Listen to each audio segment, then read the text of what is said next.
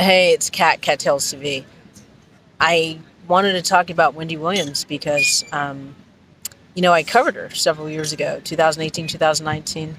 I was in New York covering a bunch of huge stories, and Wendy was one of them. It's an interesting story on the side note because at the time, the photo agent that I had, um, I tried to tell him before I hit New York, I was like, this Wendy Williams story is going to be huge. Um, since I don't know anybody in New York, please give me a driver, a fellow photographer, or something that we could, cover the story, because I knew it was going to be a mega, mega, mega story, because her fan base was real and legit, and I was getting all these videos on YouTube where fans were really worried about Wendy, and it was genuine love for the person they watched on television for so long. So I literally became concerned because I was like, what the fuck is going on? The stories just kept coming and coming. So I was covering Muhammad Adid, Bella and Gigi's dad. He was speaking at Harvard. And so I shot that, and then I was going to do the scandal, the college scandal in Boston as well. And Lori Loughlin's trial date got changed, so I ended up jumping to New York, and I ended up staying right across this, like right around the corner from Wendy's studio. So I was filming her, interviewing her, meeting her manager Bernie Young, and talking with him, and really seeing what was going on. And at the time, I thought Wendy was drunk or inebriated in some way. She didn't seem like functional and sharp, and everyone was trying to protect her.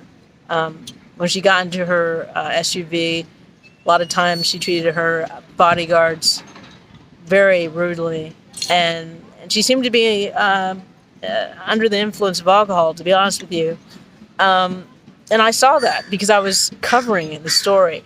You may have not seen those in the video, but if you go through my archives, just search Wendy Williams, Kattalestv, you'll see a bunch of videos and you'll know what I'm talking about. It may not show on film, but I'm just saying what I saw with my own eyes. So anyway, I could tell you another story, but I'll save that for another time. But it was really sad. Wendy had a party, and only Black China, who I believe was a paid guest, was there. But it just seemed that her staff was doing everything in their power to keep the show going, because it is a job. But there was fake smiles and typical Hollywood shit where people they got to keep the show running as long as possible and hide the addictions and the mental illness that's going on, because business comes first, right? But I saw, as an outsider covering a story,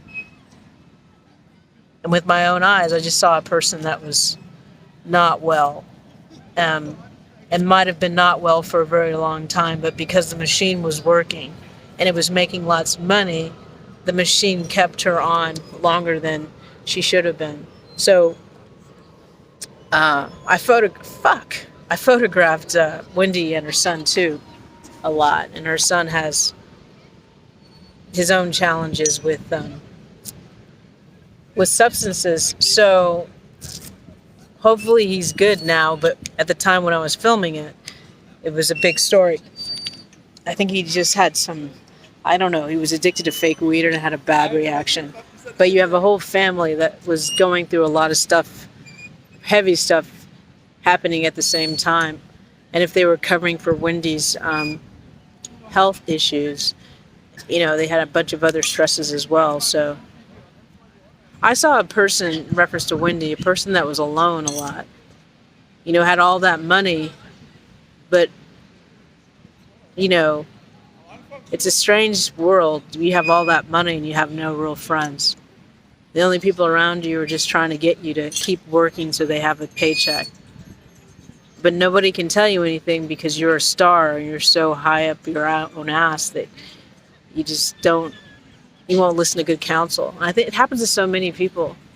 But I mean, you're dealing with past addiction issues and mental health issues and love issues because her husband betrayed her, and maybe even some physical abuse issues. And did I mention addiction issues as well? But like I said, the machine must go on and people have to make money. So now, how many years later? What is this, 2022? I was there 2018, 19, 20, 21, 22. It was only 3 years ago. Is that all? Seems like a lifetime. Because COVID happened right after I left New York. Maybe I should have never left New York. But you can look at the old videos if you want. Just Google or just look up Kattalestv, New York, whatever. You'll see them. But I loved New York. It was awesome. But getting back to Wendy, the story's still going on. Like today, more stuff. Supposedly her son stole money on her Amex. Her manager is saying that she's just left alone to die and shit. I mean, people take advantage of weak people. I just feel sorry for her because, again, she had a lot of fans that really loved her and were trying to help her. And that's why I got involved in the story, was because I couldn't believe what I was seeing, really. It moved me. I don't remember seeing fans, like, shout from the rooftop what was going on and doing detective works and shit. I've never seen anything like I saw with the people that cared about Wendy Williams. So I just wanted to do this video because I was thinking about it.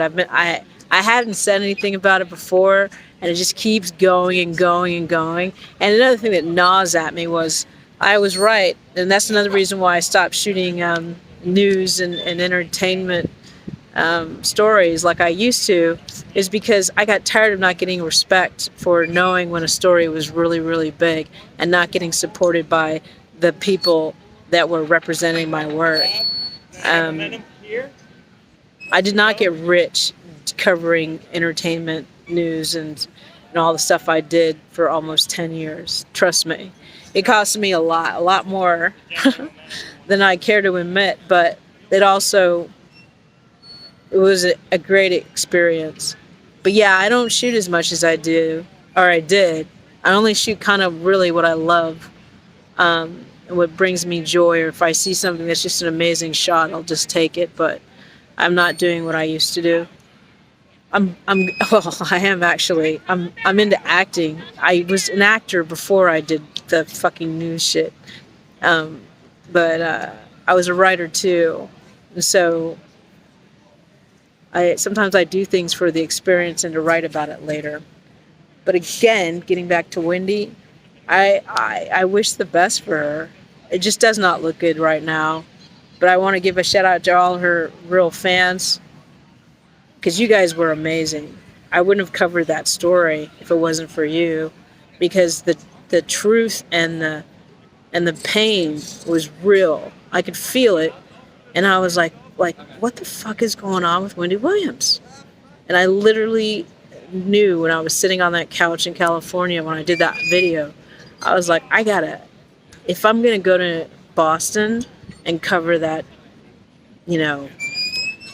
college scandal shit, then I have to go to New York and try to cover Wendy, because that shit was just it was crazy, but it was true.